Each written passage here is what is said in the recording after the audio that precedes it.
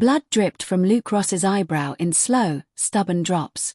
Each drop hit the smooth violet floor of the Argorian citadel with quiet taps. The sound echoed in the massive throne chamber like a countdown. The guards dragging him were not gentle. One of them muttered something about humans being too flexible while testing that idea against Luke's ribs. Luke did not complain. Breathing was more important than dignity. The throne chamber doors opened fully, revealing towering crystal pillars humming with energy. Violet light filled the space. The air smelled like metal after lightning. And at the center stood Queen Kyra. Tall, white-skinned. Long silver ears rising elegantly from her head. Platinum hair flowing down armor that looked forged from starlight. Her violet eyes narrowed slightly as she studied the bleeding human being dragged toward her throne. The guards threw Luke down. His face met cold ceremonial stone. "Wonderful," he muttered weakly. "I'm decorating." Queen Kyra stepped down from her throne with controlled grace. Even her armor seemed silent. She circled him slowly. "How," she asked calmly, "did you defeat Thalrax?" The entire chamber seemed to lean forward. Thalrax had been her greatest warrior. 7 feet tall. Undefeated. Worshipped. Now he was unconscious because of a human. Luke raised his head slightly. "Well," he said, wincing, "he was stronger than me. Faster than me. And very loud." Her eyes sharpened. "So?" "I told him Argorian champions must only strike from the front. Said it was sacred tradition. And I stepped behind him." Silence. Then Queen Kyra laughed. It was sharp and bright like crystal breaking. "You defeated my greatest warrior with deception." "Improvisation," Luke corrected weakly. "Humans are good at it. Especially when terrified." She studied him longer now. Not with anger. With interest. "You have 2 choices," she said. "Die here with honor. Or serve me." Luke blinked. "Serve you how?" "In my war cadre." He looked around at the heavily armored elite warriors glaring at him. Death suddenly seemed simpler. But humans were stubborn. "I'll take the job," he said. "Do I get medical coverage?" For the first time, her lips curved slightly. "You are either brave," she said softly, "or foolish." "Both," Luke answered. And that was how the human became the Queen's strategist. The balcony lesson. Hours later, Luke stood on the highest balcony of the citadel. His wounds had been sealed with glowing Argorian medical gel. It tingled unpleasantly. Below them, the city pulsed with energy veins like living light under glass. Queen Kyra stood beside him, staring at distant stars. "You fight without certainty," she said. "That's the human condition," Luke replied. "How do you remain calm in battle?" "I don't," he admitted. "I panic. Then I joke. Then I think." She turned slowly toward him. "Humor is a weapon. It keeps fear from taking control."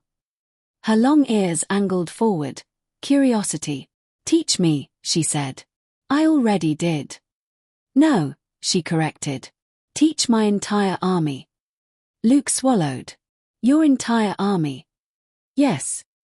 There was no hesitation in her voice. Tomorrow, he would stand before the most disciplined warriors in the galaxy. And teach them chaos. Teaching chaos. At dawn, hundreds of Argorian elite warriors stood in perfect formation. Armor polished. Ears aligned. Discipline radiating like heat. Luke stood in front of them. He suddenly missed Earth.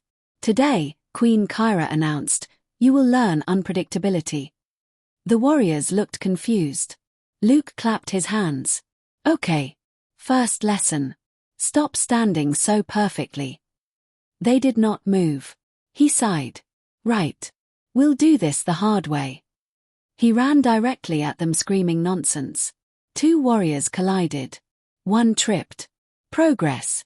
Next, he pretended to retreat. Half the formation froze, unsure if it was a trap. "Good." Luke shouted. "Confusion means you're thinking." By midday, the war cadre was exhausted. Not from combat. From uncertainty. Queen Kyra watched closely. "They struggle," she observed. Yes, Luke nodded. Because perfection is predictable. She folded her arms. And unpredictability wins. Against enemies who expect strength. Absolutely. Before she could respond, an alarm tone vibrated through the terrace. Red holographic symbols appeared in the sky. Enemy fleet detected. The Vetha Dominion. Their oldest and most dangerous rival. Queen Kyra's eyes hardened. They choose this moment, she said quietly. Luke looked at the horizon where dark ships formed a ring. How predictable, he muttered. She looked at him. Speak. They expect you to respond with force. Precision. Order. Yes. Don't. Her ears twitched. Explain. We confuse them. Illusions. False signals. Noise. Make them question everything. That is not honorable warfare. It's effective warfare. Silence stretched between them. Then, prepare your plan, she said. She chose chaos. She chose him. The siege of illusions. At dusk, the enemy ships moved closer. Red lights glowed like hungry eyes. Luke activated the first phase. Holographic projectors across the city flickered to life. Suddenly, thousands of phantom Argorian soldiers appeared. Marching. Flying. Some slightly glitching. One briefly transformed into a glowing bird before correcting itself. The Vetha fleet hesitated. They fired at the illusions. Their weapons passed through light. Confusion spread across their formation. Phase 2 began. Luke's modified drones launched.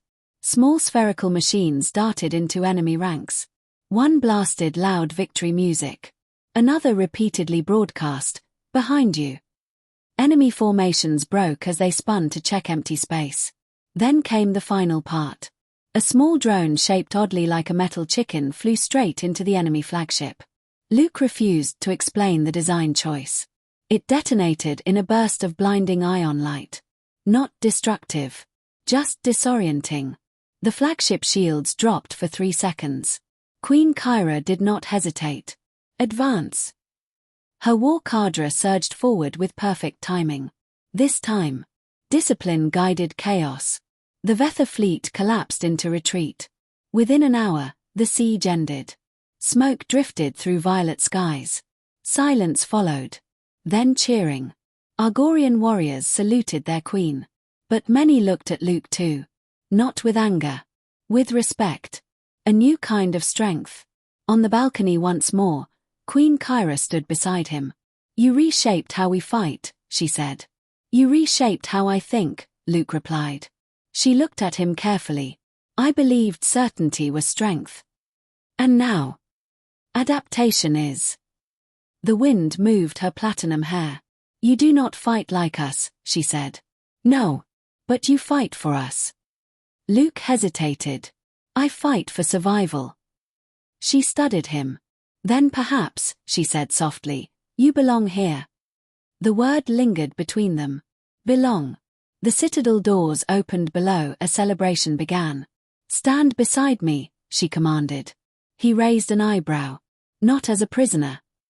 As my strategist. He followed her into the glowing hall. Not dragged. Not bleeding. Walking beside a queen. The human who defeated strength with creativity. The human who turned panic into a weapon. The human who proved something the galaxy had underestimated. Humans were not the strongest species. Not the fastest. Not the most disciplined. But when cornered. When afraid. When everything seemed certain. Humans changed the rules. And that made them dangerous. The victory celebration lasted 3 days. Luke Ross survived all 3. That alone felt impressive. Argorians celebrated with controlled intensity. There was no wild dancing or drunken shouting. Instead, there were ceremonial combat displays, synchronized blade rituals, and long speeches about honor and resilience. Luke stood beside Queen Kyra through most of it. At first, the warriors looked at him with curiosity. Then respect. Then something else. Expectation. That part made him nervous. On the 4th morning, the celebration ended. Reality returned. Luke was summoned to the inner strategy chamber. This time, he was not dragged. The doors opened for him. Inside, the chamber was circular. A holographic star map hovered in the center, glowing in soft violet light. Systems blinked in organized patterns. Queen Kyra stood at the far end. Her armor today was darker. Not ceremonial. Combat ready. Something was wrong. The Vetha retreated, Luke said cautiously. Yes, she replied. But they did not surrender. The star map shifted. Red lights began blinking across multiple border systems. Luke frowned. That's not a retreat. It is repositioning, Kyra said quietly. The red lights formed a crescent shape. Encirclement. They are adapting, she continued. Learning from your chaos. Luke crossed his arms. Well, that's inconvenient. They have never changed their tactics before. Everyone changes when they get embarrassed. She looked at him. You believe this is my fault? No, he said. It's mine. Silence. He stepped closer to the star map. They won't attack directly again. Not yet. They'll study us. Try to predict the unpredictable. Kyra's ears angled forward slightly. Can unpredictability be predicted? Luke exhaled. That's the dangerous part. The trap of being clever. Over the next weeks, Luke worked non-stop with Argorian engineers. They modified drones, expanded illusion arrays, developed false signal generators. But something bothered him. The more complex the deception became, the more structured it felt. He stood on the balcony one night, staring at distant stars. Queen Kyra joined him quietly. You are troubled. Your enemy is smart, he said. Yes. And now they expect chaos. She studied him carefully. So chaos becomes predictable. Exactly. She remained silent for a long moment. What would humans do? Luke gave a weak smile. Probably something stupid. Her head tilted. Explain. When plans become too clever, humans simplify. Simplify. We go back to basics. And what are human basics? Luke looked at her. Hope, risk, and trust. She did not fully understand. But she listened. That mattered. The border fall. 3 days later, the first border outpost fell. Not from heavy assault. From silence. The Vetha fleet surrounded it and transmitted only one message. Stand down. The Argorian commander refused. The outpost shields were disabled remotely. No explosions. No chaos. Just precise shutdown. The Vetha had studied Argorian systems. They attacked logic with logic. Kyra watched the report with tightened jaw. They dissect us, she said. Luke nodded. They stopped reacting to chaos. Now they analyze it. Then what do we do? Luke stared at the map. We stop trying to look smart. A dangerous proposal. The War Council gathered. High generals. Fleet commanders. Strategists. Luke stood in the center again. But this time, he felt less confident. We give them what they expect, he began. Murmurs filled the room. Order. Discipline. Perfect formations. Kyra watched him closely. And then? Then we don't break that order. Confusion. You suggest we abandon unpredictability? A general demanded. No, Luke said calmly. We hide it. The star map shifted. He highlighted one isolated system. Karath Prime. Small. Strategically unimportant. We make this system look vulnerable. Bait? Kyra asked. Yes. The generals bristled. You would risk citizens. No, Luke replied firmly. We evacuate secretly. Kyra's eyes sharpened. Continue. We let them take the system. Gasps filled the chamber. And then? Kyra asked quietly. Then we let them believe they've won. Silence stretched heavy. They expect chaos, Luke said. They expect tricks. So we give them nothing but quiet victory. And while they celebrate? She asked. He smiled slightly. We adapt. The long game. Kareth Prime was evacuated in secret. The Vetha invaded without resistance. They planted banners. Transmitted victory broadcasts. They believed the Argorians had retreated out of fear. For the first time in years, the Vetha grew careless. Kyra watched silently as enemy fleets repositioned for occupation instead of combat.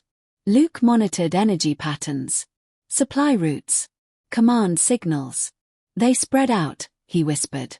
They relax, Kyra observed. Yes. She turned to him.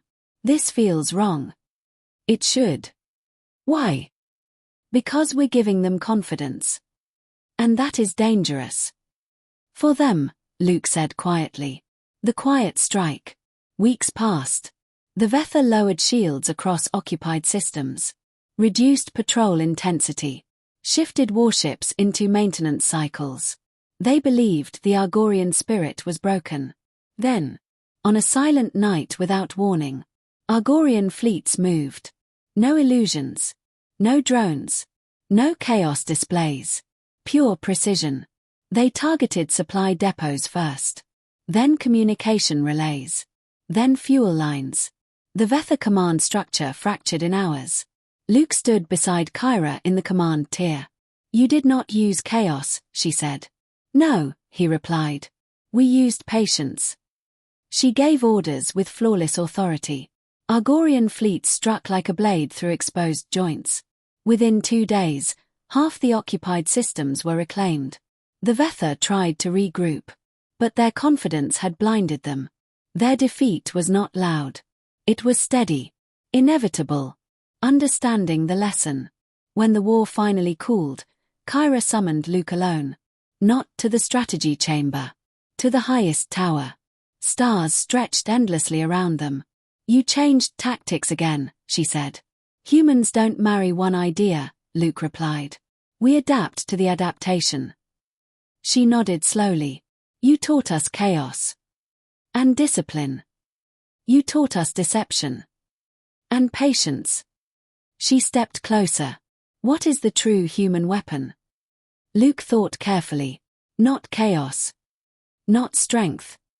Not intelligence. She waited. Choice, he said finally. We choose differently when the situation changes. Her ears angled forward in realization.